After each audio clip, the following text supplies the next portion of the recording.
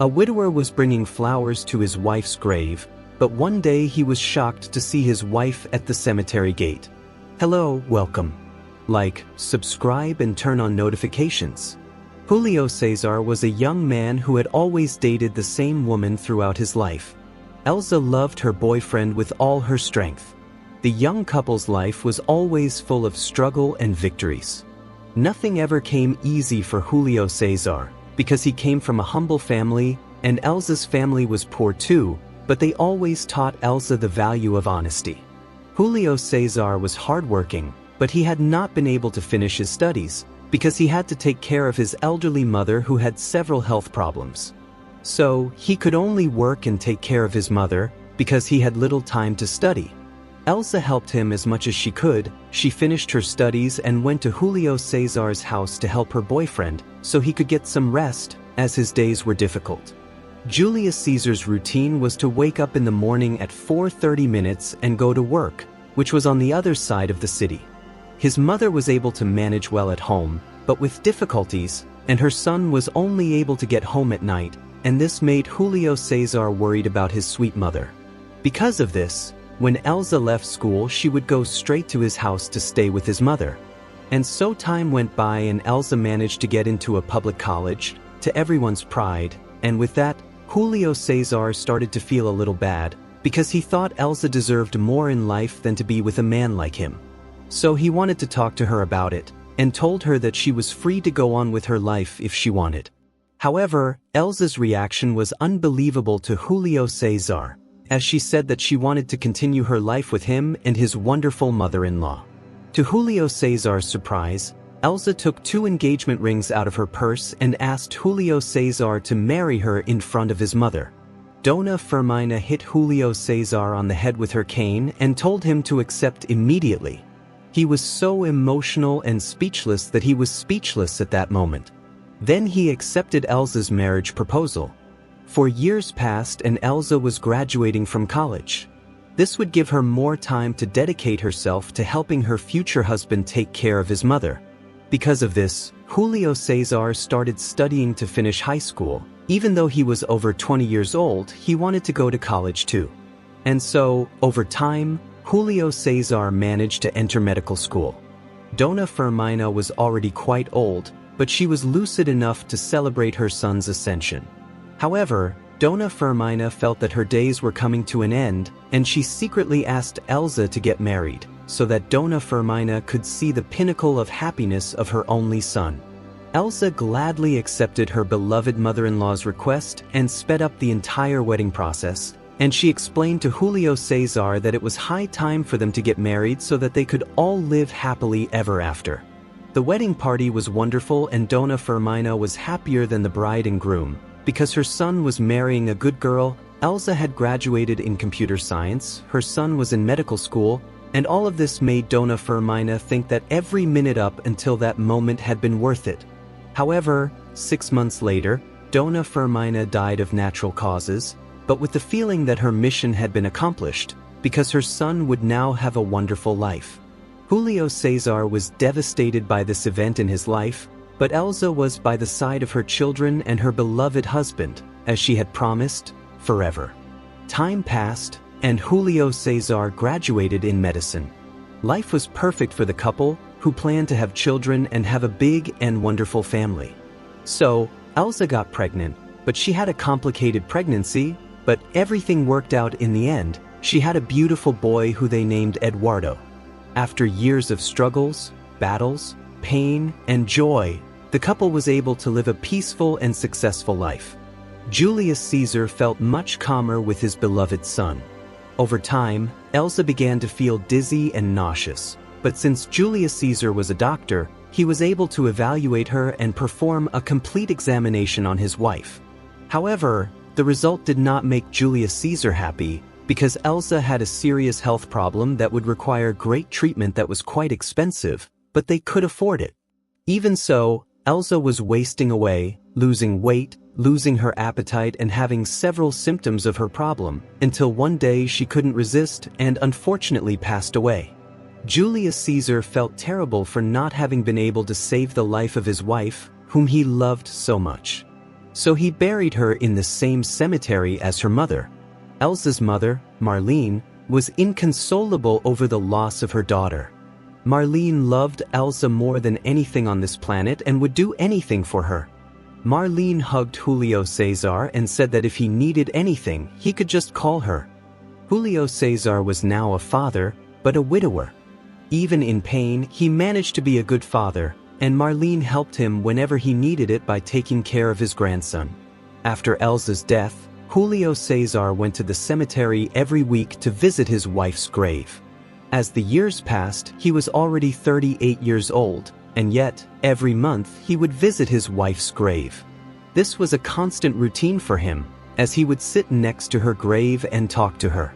He would tell her how their son was doing and how smart and intelligent Edward was. The couple's son was already 10 years old, and sometimes he would go to the cemetery with his father to visit his mother. 2 more years passed and Julio Cesar's routine did not change. He would go every month on the date of Elsa's death to pay his respects. However, Elsa's mother was concerned about his well-being, so before leaving, Elsa spoke to her mother and asked her that if the worst happened, she would help Julio Cesar move on. So, Marlene tried to make him aware that it was time for Julio Cesar to try to find a new love. He understood Marlene's goodwill, but he couldn't see his life without his beloved wife, or putting someone else in her place. Once, while talking to Eduardo, his son advised him to also try to find a new girlfriend because Julio Cesar was already 40 years old, and there were many girls who liked his way, but he didn't give any of them a chance. So Julius Caesar explained to his son that life was good for him as it was in that peaceful way. The following month, Julius Caesar went to the cemetery again, but got stuck in traffic on the way there. When he got to the cemetery, it was almost dark and it was about to close, but he still had a few minutes to talk to his wife. While parking his car, Julio Cesar saw something from afar that made his heart beat fast, and at the same time he was haunted, because he saw Elsa, his deceased wife, walking on the sidewalk of the cemetery, but as he was very far away and scared, he remained motionless, completely still inside his car. However, at a certain point someone honked in the car behind him, and Julio Cesar returned to his normal self and finished parking his car, but he noticed that Elsa had disappeared there on the sidewalk. Even so, he ran in the direction Elsa had gone, which was the corner of the cemetery, but when he got there, he only saw an extremely expensive red car driving down the road.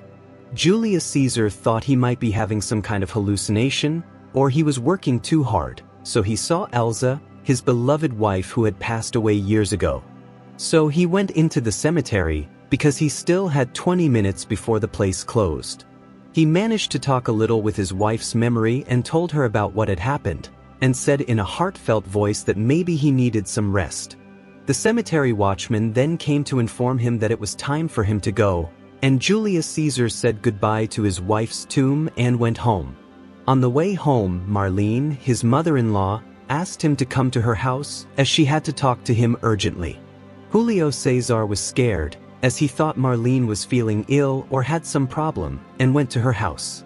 As soon as he arrived at his mother-in-law's house, he rang the bell and the door was opened, but to his surprise, it was not Marlene who opened the door. However, he was frozen and without action, because it was Elsa there in front of him, a little older, but as beautiful as ever. The woman, very serious, looked at him and asked if he was okay, and Julio Cesar fainted immediately. A few minutes later, he woke up in Marlene's living room, and from there he could see in the garage the same red car he saw in the cemetery.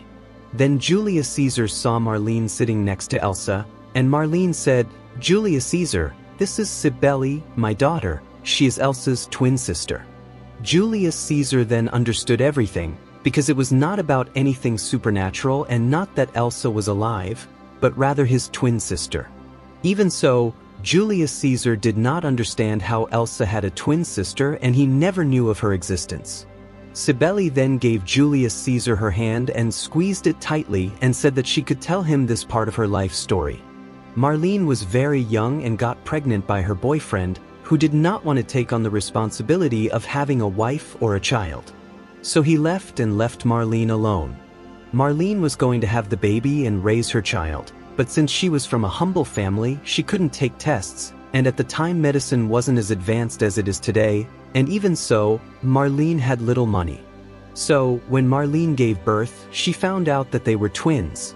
At first Marlene did everything she could to take care of the twins, but no one could help her take care of her daughters, and she couldn't find a partner to be by her side, because no one wanted such a responsibility. On top of that, Marlene lost her job because she sometimes had to miss work to take care of her daughters. Marlene had a friend who told her that giving one of her daughters up for adoption could be beneficial for both her and her daughters, as one or both of them would have a perfect home and a better life. At first, Marlene didn't want to part with her daughters, but she eventually thought about the well-being of both of them and decided that this was the best option for everyone. Marlene went to an orphanage, talked to the director, and she assured her that her daughters would be well taken care of, but Marlene thought about it and decided that she would only leave one of them. The director of the place supported Marlene's decision and said that there was a very rich couple who could not have children and who loved taking care of one of the twins. So, Marlene preferred not to choose and told the director to do it for her without saying anything. And so it was done. Marlene cried a lot for days, months until the years passed, and she knew that her daughter, Cibele, was living a princess's life, being well taken care of. Marlene told Elsa everything at the end of her life, but Elsa was not angry with her mother at all. On the contrary, she was happy that her mother made the right decision for the good of everyone. Cibele was already looking for her mother and Elsa until she found out where everyone lived. However, Elsa had already left and Cibele was very sad for not having had the honor of meeting her sister, but she was happy to see her mother again. Cibele did not want to attend Elsa's wake, but she was there from afar watching everything, and she saw Julio and Cesar, but preferred not to get closer, as it could be shocking for him to see someone with the face of his deceased wife. So, after the burial, Cibele said goodbye to her mother, but kept in touch, until now, years later, she decided to go back and live with her mother, as her adoptive parents had already passed away, but they recommended that she do so. And that's what happened, and now Julius and Caesar were calmer and calmer knowing they weren't going crazy. Marlene went to the kitchen to prepare something for everyone to eat, and Julio and Cesar didn't stop looking at Cibele, but he explained that he couldn't stop looking because she was the spitting image of his wife, right down to her voice. Even so, Cibele explained that she was not as sweet and kind as her sister, as she had an adventurous spirit, liked to have a healthy lifestyle, and traveled a lot around the world. The two talked for a long time and a friendship began to emerge. Julio y Cesar said that he would really like Cibele to meet his nephew, who would be delighted to meet his aunt, who is the spitting image of his mother. Cibele, Julius Caesar and Marlene's evening was pleasant and fun, and her mother-in-law noted that she hadn't seen Julius and Caesar smiling at anyone in their life like they did at Cibele in years. In the end, he said goodbye and went home. As soon as he left his mother-in-law's house, Julio Cesar felt a light breeze with a perfume that seemed like Elsa's, and he had a pleasant feeling that his wife was there by his side. Inside the house, Cibele watched Julio Cesar leaving for home, and she felt a feeling she had never felt before. Marlene hugged her daughter and said that maybe it was time for everyone to move on. Days later, Cibele went to meet her nephew, and Julio Cesar recommended that the aunt and nephew go out together to get to know each other better. Cibele said she would love the idea, and so Cibele left with her nephew, who was amazed to see his aunt, who reminded him so much of his mother. Several times during the day, Eduardo cried remembering his sweet mother. Cibele loved his nephew's gentle and pleasant manner, as it reminded him of his sister. They went out several times, and once Eduardo asked why Cibele and her father didn't try to date. Cibele turned red with shame and shyness and said that she and her father would never work together, but Eduardo said, "Why not? My father only talks about you, your perfume, your way of being, and how cool you are." Cibele had nowhere to hide her face and changed the subject drastically.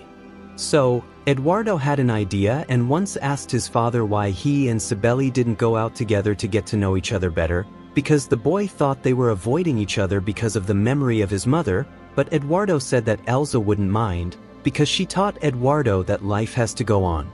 Even so, they avoided going out together, but Eduardo was smart and decided to make a deal with his grandmother, Marlene, so that they could both lose their fear of trying to be happy together.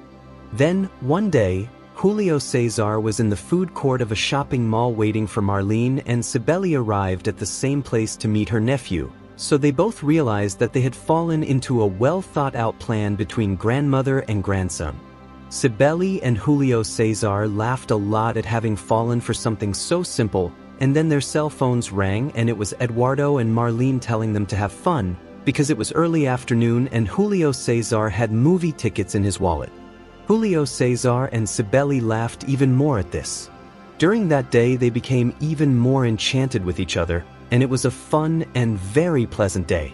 Several other meetings followed, but Julio Cesar was afraid and felt guilty if he started dating Cibele, and so did she. Then the day came to visit Elza's tomb, and they both went there together. The security guard at the place was scared, but soon realized that she was the twin sister of Julio Cesar's wife. Julius Caesar and Cibele sat next to Elza's grave and explained everything. They wanted her permission so they could take this big step. Then something happened. A pleasant breeze with Elza's perfume filled the entire place. Julius Caesar was moved, he cried, and Cibele hugged him. Then some flower petals fell near them, and they understood that the answer was yes. A few days later, while sleeping, Julio Cesar dreamed and saw Elza, beautiful as ever, and she told him that she was happy for him and would always be by his side. Julio Cesar woke up crying and called Cibele and asked her to marry him over the phone, but he made it official in person. The wedding took place shortly after. The church was decorated with flowers that had fallen near them that day, and for both of them it was one of the happiest days of their lives. Julio Cesar and Cibele had a beautiful daughter who they decided to name Elza, in honor of the great woman she always was. I hope you enjoyed the story. Like, comment, and share. Thanks for watching.